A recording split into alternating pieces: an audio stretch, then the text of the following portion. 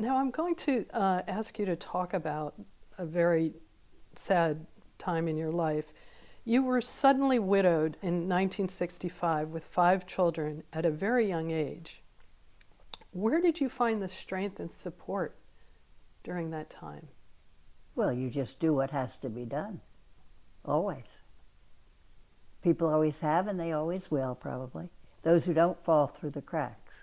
I couldn't do that. I had 5 children. And you then met and remarried to Bud Howe in I did. 1968, Yeah. who was also widowed. Yes.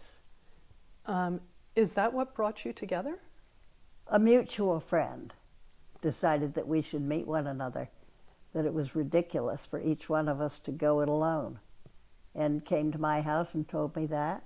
Then he went straight to my husband's house and told him that. And about 2 days later, Bud called me up and said, "It occurred to me, maybe you'd like to go out for dinner." I said, "I'd love to." That was it. We were married about 8 months later. And then Bud came to live Here. at Hill House. He had 3 children. His oldest was already married. His next oldest was in his senior year in high school, about to go off to college. And his young daughter was 5 months difference in age with my young daughter. So 2 moved in, 1 for a short time. When Brian went off to college, he moved to Jacksonville, Florida, and went to Jacksonville University. And he met his future wife there, and they were married, and she was a flight attendant based out of New Orleans. So he never really came back. He stayed in the South.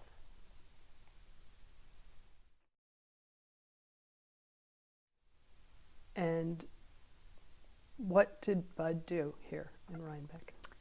Bud started up the Kingston IBM plant. He was here for it, putting it together, and he actually ended up managing it. Bud had 7,000 people working for him and was the general manager of the Kingston IBM. Both he and Harry had many friends the world over, and those people were always invited to our home here and would come. I never knew who was going to be coming for dinner or from where, and my children from an early age on were accustomed to meeting people from all over the world, which may account for the fact that one daughter of mine spent 20 years in Iran, married to an Iranian who was getting his PhD at college when she was getting her undergraduate degree. Another daughter of mine spent 25 years in Spain, thanks to exchange programs, which she did through her major in college. And my younger son has a Chinese wife. One son didn't marry. And my other daughter married someone just as American as apple pie. So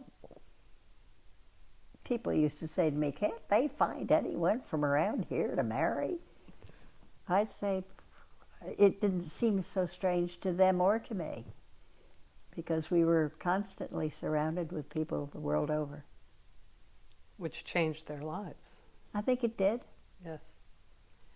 Yeah, I do think it did. Bud and I traveled because he retired fairly young. His was a very stressful job, and it was having physical implications, and I encouraged him to retire. When he retired, that all ended. We traveled.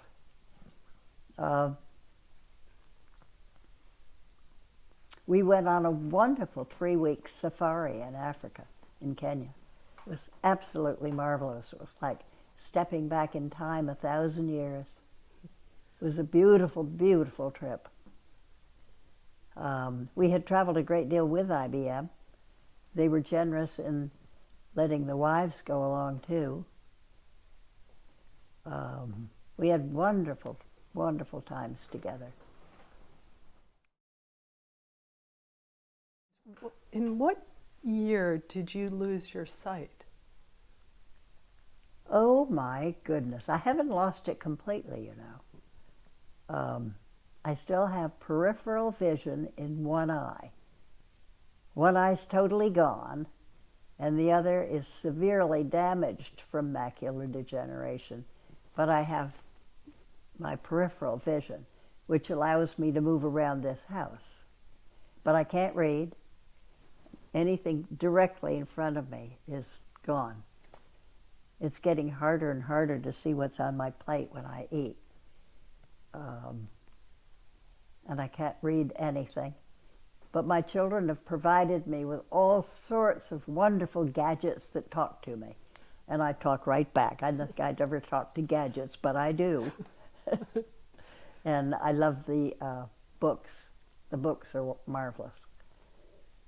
And so you're okay for getting around the house on Yes, your own? I am. Yes.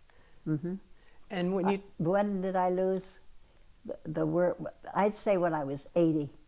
I stopped playing golf then, and I stopped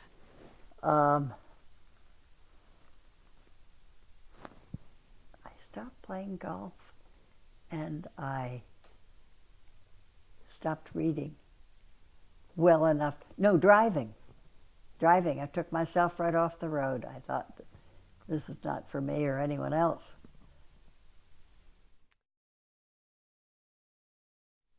And I heard you were quite the golfer. Well, not really. Not really. I enjoyed it. I enjoyed my friends, and it's beautiful real estate. And I find golfers to be very nice people.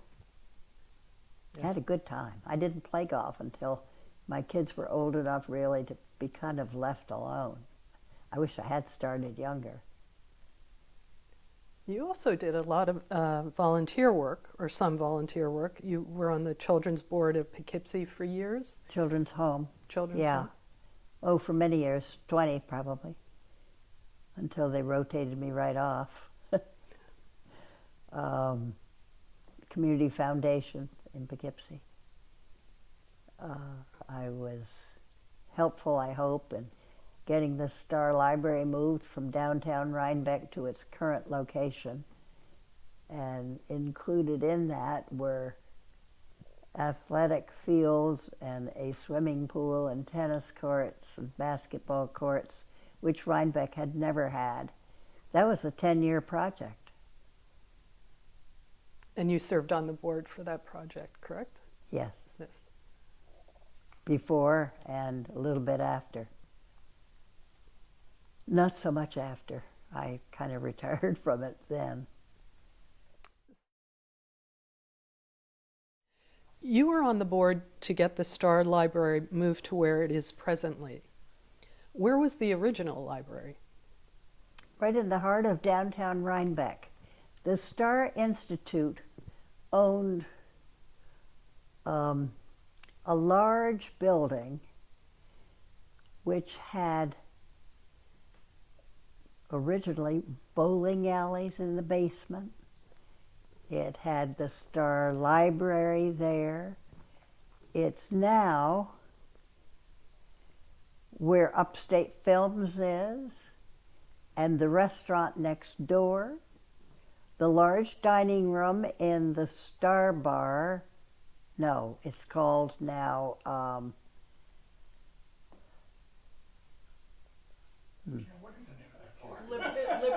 Liberty.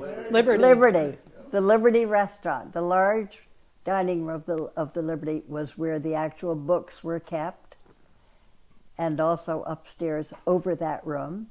Those two rooms were the entire library.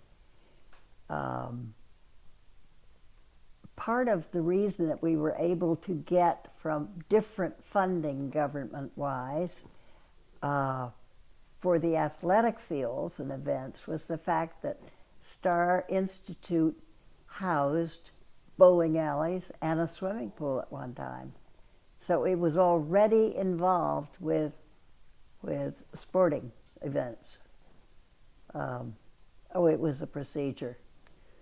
We had private trusts that funded us. We had a big fund drive. Oh, I remember that one. And we also had government funds for the athletic event, not events, but the playing fields and the swimming pool, tennis courts, all of that. It was fun. My friend Mary Fraser, wow, what a worker she was. I talked to her every day for 10 years.